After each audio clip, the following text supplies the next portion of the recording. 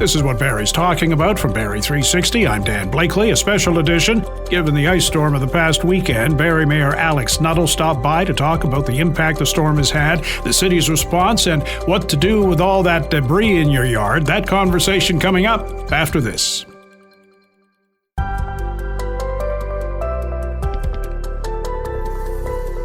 You're a Barrie boy. I'm just wondering, have you ever seen an ice storm like this in the city?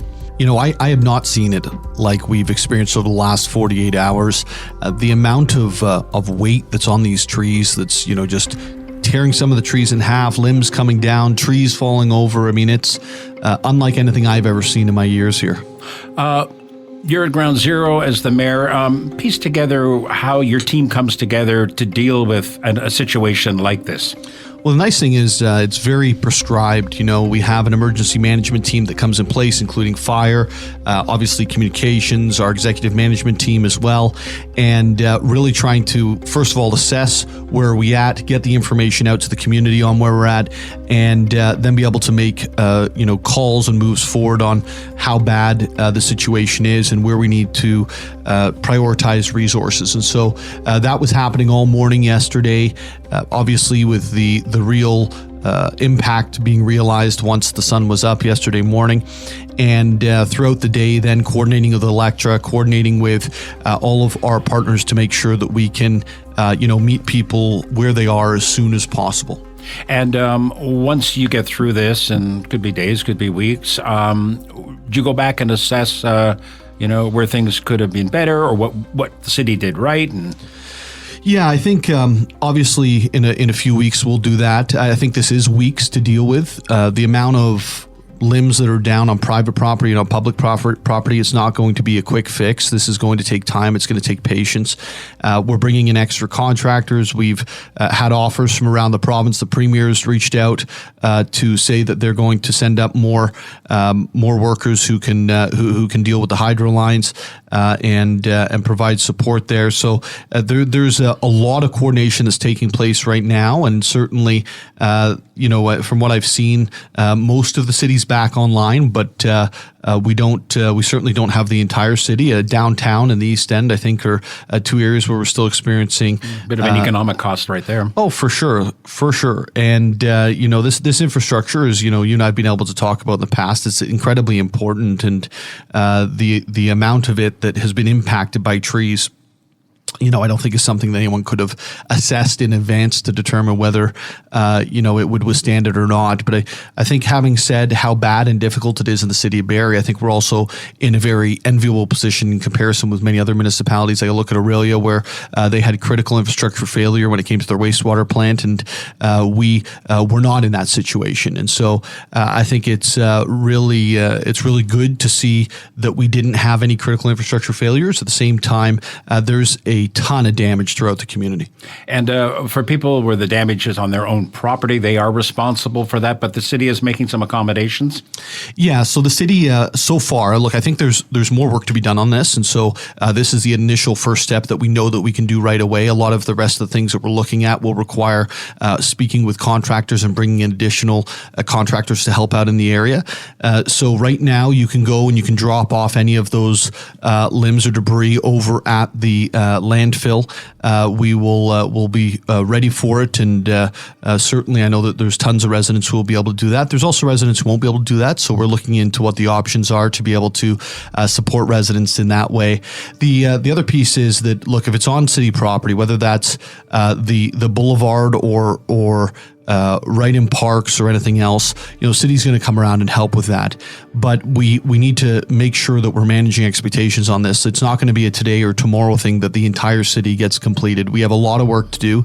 We prioritize the main streets first to make sure our emergency vehicles can get around the city, and then we start going down some of those collector and side streets, and eventually we get right throughout the city. So it's going to be weeks, not days.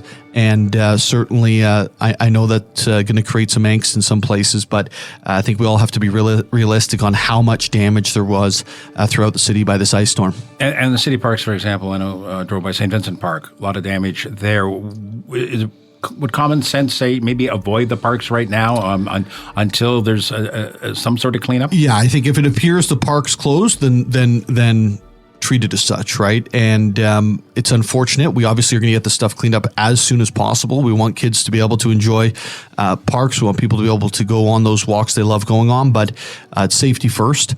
And, we need folks to work with us until we got all the damage picked up. Some people commenting it'd be nice if there were underground wires that, we won't have the above hydro wires. Is that the case in newer subdivisions or? Yeah, most of the city.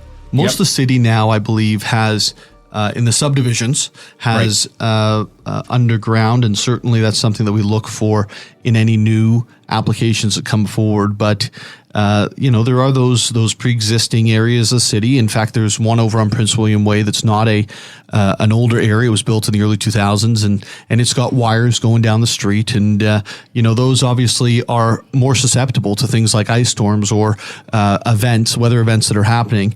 And can create a whole lot of damage and create a whole lot of time where you're out of power or other things, Now, City of Barrie did not issue a state of emergency because the infrastructure is intact, et cetera.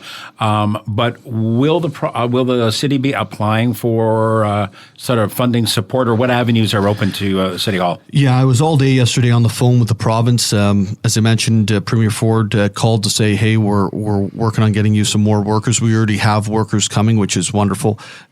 With Minister Flack, who is responsible for municipal affairs across the province, they're lining up what opportunities there are to access funding from the province. I spoke with Minister Dunlop for quite a while, who is the member of provincial parliament just north of us, but also she is the minister responsible for emergency preparedness and response. And we were able to talk about some of the programs that they have as well. I think a lot of it right now is we go and do the work, and then we can go to the province and seek some help afterward. And so that's where we're at this point. I know that the province was very active and on scene when it came to that critical infrastructure failure in Aurelia, which makes total sense. And hopefully they can provide us with more help in terms of contractors cleaning up the streets and cleaning up the debris that we know is littered throughout the community right now. I know it was run on gas stations, let alone certain coffee shops as well. But in terms of prep, 72 hours, that's hammered home quite a bit. The forecast issued an alert by about Wednesday. I know sometimes they get it wrong, but when they get it right, they get it right. And what advice would you give to residents just, to heed those warnings and watches, whether it happens or not, take it seriously? Yeah, I mean, obviously, when it comes to predicting weather, it's hit or miss, right? And those who are doing it, they do their best. And we need to make sure when it comes to being able to provide emergency support services that we're prioritizing the things that really need help at that point. And if we're not heeding those warning signs, it can put the city into a very difficult place. Luckily, yesterday, I think Barrie Fire was able to keep up with the response. The paramedics were able to keep up the response here. Other communities were not so fortunate and had to call in support services from elsewhere. So it's really important in those types of situations, if we can avoid the roads, avoid being in places that perhaps you could have harm or injury, like parks with trees or even on your own property with trees. That's really important to allow our emergency services to go and help the people who are perhaps in some sort of physical or other emergency that isn't related to the storm as well. Our thanks to Mayor Nuttall for stopping by. Follow us at Barrie360.com for further storm updates, as well as on Rock 95 and Cool FM.